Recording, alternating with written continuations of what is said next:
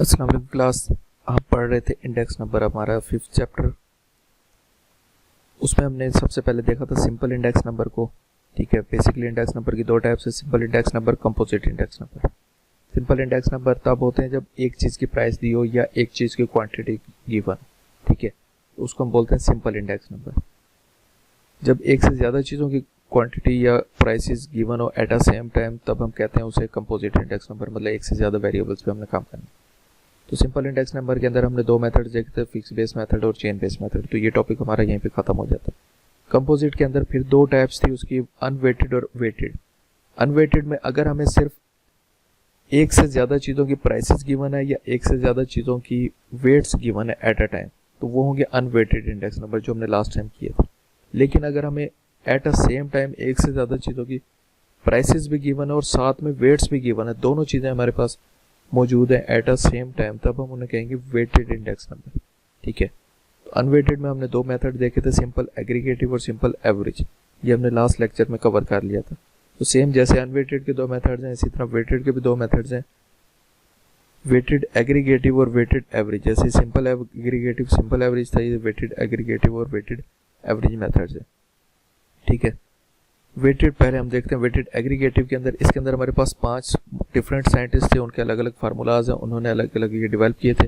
पहला लेस्पेयर, फिर पाशी, फिर मार्शल, फिर फिशर और फिर वाल्श। इसी तरह इसमें के अंदर भी लेस्पेयर, पाशी और पालग्रेव के हम पढ़ते हैं, 3 तरह के मेथड्स वेटेड एवरेज के अंदर। तो पहले हम आते हैं अपने टॉपिक के अंदर वेटेड इंडेक्स नंबर के अंदर, वेटेड एग्रीगेटिव इंडेक्स नंबर के ऊपर। हम अगर नीचे मूव करें, जो हमने पढ़ लिए थे टॉपिक्स, तो हम यहाँ पहुंच चुके हैं वेटेड इंडेक्स नंबर। उसके अंदर हम फर्स्ट टाइप पढ़ रहे हैं वेटेड एग्रीगेटिव इंडेक्स नंबर। उसके अंदर पहला जो साइंटिस्ट था उसने जो फार्मूला दिया था वो था लेस्पेयर। सेम वही फार्मूला है, sum of P N over P naught. ठीक है, sum of P N over P naught, जो हमारा बेसिक इंडेक्स नंबर का फार्मूला हमें पता है, P N over P naught multiply by 100 है। तो यहाँ पे हमने उसने जस्ट एक फैक्टर के ऐड करा दिया, क्योंकि अब हमें पता है कि प्राइस के साथ क्वांटिटी भी गिवन होती है। तो उसने क्वांटिटी इंट्रोड्यूस करा दिया कि हर प्राइस को उसकी क्वांटिटी के साथ मल्टीप्लाई कर दो, तब हमें सही एक्चुअल इंडेक्स नंबर मिलेगा। ठीक है, हो से केसेस में ऐसे होता है, अगर मैं फर्ज करो एक बंदा कहता है जी मैं चीनी लेके आया हूँ 100 रुपये की, दूसरा बंदा कहता है मैं चीनी लेके आया हूँ 1000 रुपये की। क्या वो 1000 रुपये वाली जो चीनी थी वो महंगी है? नहीं, बेसिकली वो हो सकता है 10 किलो चीनी लेके आया, जो 100 रुपये की लाया वो 1 किलो लेके आया, दोनों की कीमत बराबर है। ठीक है, या हो सकता है जो 1000 रुपये की चीनी लेके आया वो उसकी कीमत 90 रुपये हो, वो 11 किलो लेके आए हो। ठीक है, ऐसे होता है ना, हम जब बल्क में चीज़ लेते हैं, ज़्यादा चीज़ लेते हैं, तो हमें सस्ती पड़ती है। तो इसको हमें देखना पड़ता है कि उसकी प्राइस क्या है और उसकी क्वांटिटी आपने ली कितनी है। तो ये हमें, इसलिए हमें क्वांटिटी का फैक्टर ऐड करना पड़ता है।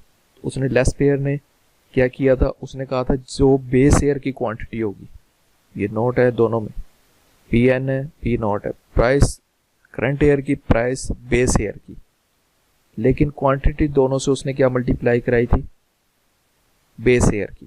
ठीक है, मल्टीप्लाई बाय 100। सिंपल पाशी ने इसमें क्या ऐड कर दिया था, उसने कहा बेस ईयर की क्वांटिटी नहीं, करंट ईयर की क्वांटिटी से मल्टीप्लाई होना चाहिए दोनों। ठीक है, इसी तरह थोड़ा थोड़ा से चेंजिंग के साथ ही नए नए फार्मूले बनते गए। मार्शल एडवर्थ ने क्या फार्मूला दिया था, उसने कहा था दोनों क्वांटिटीज़ को ऐड कर दो और उसको फिर पी से मल्टीप्लाई करो। इसी तरह फिशर ने कहा था इन दोनों ने, जो लेस्पेयर और पाशी ने फार्मूला दिया, इन दोनों को मल्टीप्लाई करके इनका अंडर रूट ले लो। इसी तरह वाल्श का फार्मूला है कि क्वांटिटीज़ का अंडर रूट लेके फिर उसको पी से मल्टीप्लाई कर दो। थोड़ा थोड़ा सा डिफरेंस है, तो कोई इसमें ज़्यादा मुश्किल बात नहीं, जस्ट इनको फार्मूला उसको आपने याद रखना है। अब इसको हमने फाइंड कैसे करना है इस फार्मूले को, इसके लिए हमें एग्जाम्पल देखनी पड़ेगी। तो हम एग्जाम्पल की तरफ आ जाते हैं। फर्स्ट एग्जाम्पल हमारी देखिए, compute the weighted index number. उसने बता दिया आपको वेटेड इंडेक्स नंबर निकालना। अगर वो ना भी बताता, हमें नज़र आ रहा है फर्स्ट क्या कि एक से ज़्यादा कमोडिटीज़ की बात हो रही है। ठीक है, उनकी प्राइसेस गिवन है, उनके वेट्स गिवन है।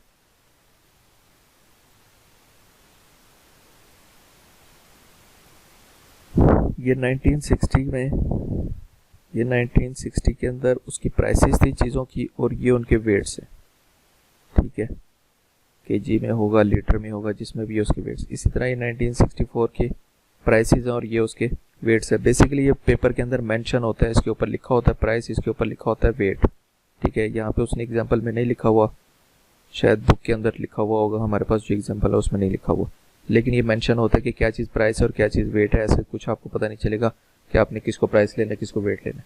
ठीक हो गया। अब आप देखें हमारे पास जो टाइप्स थी, अगर हम देखें पहली टाइप हमारे पास आती है सिंपल इंडेक्स नंबर। उसमें सिर्फ एक ही कॉलम होता है, हमारे पास एक ही चीज़ की प्राइस दी होती है। डिफरेंट ईयर्स होते हैं 1960 से लेके 1990 तक, लेकिन प्राइस एक ही होती है। ठीक है, सिंपल इंडेक्स नंबर। दूसरा हमारे पास कंपोजिट होता है, उसमें एक से ज़्यादा चीज़ों की प्राइस होती है, लेकिन उसमें फिर ये दूसरा क्वांटिटी का कॉलम नहीं होता। ये क्यू है, ये पी है, उसमें ये नहीं होता। ठीक है, उससे हमें पता चलता है ये अनवेटेड इंडेक्स नंबर निकाल। जब हमारे पास पी और क्यू दोनों के कॉलम मौजूद हो सवाल के अंदर, इसी से हमें पता चल जाएगा हमने वेटेड इंडेक्स नंबर निकालना। ठीक है, तो ये तो था कि अगर आपको पेपर में ना गिवन हो कि आपने क्या फाइंड करना है, आपको सवाल से पता चलना चाहिए कि आपको क्या फाइंड करना है। ठीक है, नेक्स्ट अगर हम देखें सॉल्यूशन की तरफ आए तो उसने हमें कहा है कि पहला लेस पेयर का इंडेक्स नंबर हमने निकालना है। तो ये उसका फार्मूला है।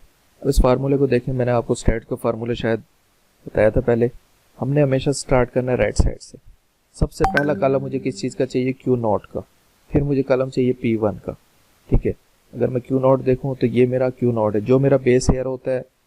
ये दोनों P हैं, ये दोनों Q हैं।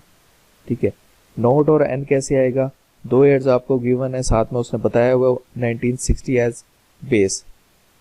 ये मेरा बेस एयर है, तो जो बेस एयर की प्राइस है, सॉरी मैंने गलत लिख दिया ऊपर, ये दोनों P है, प्राइसेस है, ये दोनों क्वांटिटीज। ठीक है, तो जो मेरा बेस ईयर है उसकी जो प्राइस है वो नोट के साथ डिनोट होगी, और जो दूसरा साल बचेगा उसकी एन के साथ डिनोट होगी। 2 ही साल गिवन होंगे, इससे ज़्यादा नहीं दिए होंगे इन सवालों के अंदर। इसी तरह जो बेस ईयर की क्वांटिटी थी वो क्यू नॉट है, और जो बेस ईयर की करंट ईयर की क्वांटिटी थी वो क्यू एन है।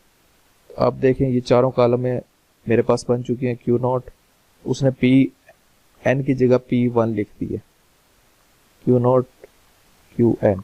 आप 1 भी लिख सकते हैं, 2 भी लिख सकते हैं, n भी लिख सकते हैं, क्योंकि एक से ज़्यादा जब हमें चीज़ें गिवन होती है तो फिर हम 1 2 3 लिखते हैं। अगर हमें सिंपल एक ही चीज़ गिवन है तो हम n लिख सकते हैं उसको सिंपल।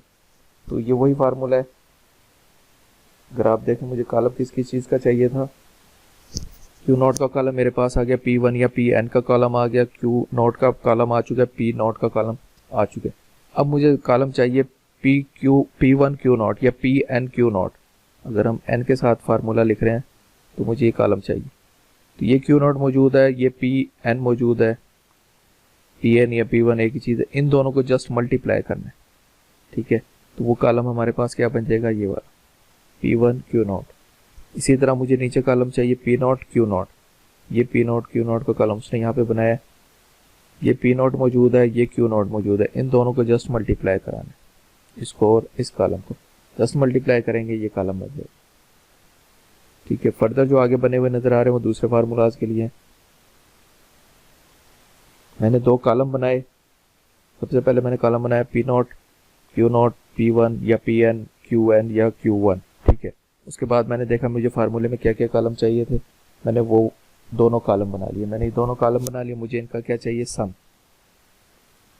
ठीक है, जस्ट इन दोनों सम्स को उठा के मैंने यहाँ पे पुट कर दिए, मल्टीप्लाई बाय 100 के। ये लेस पेयर का इंडेक्स नंबर मेरे पास आ गया।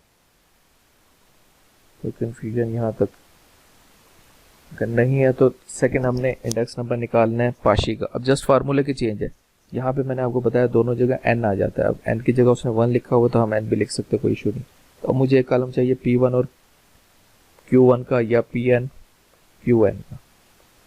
डिवाइड मैंने करना है P नॉट Qn से। ठीक है, ये फार्मूला होता है बेसिकली।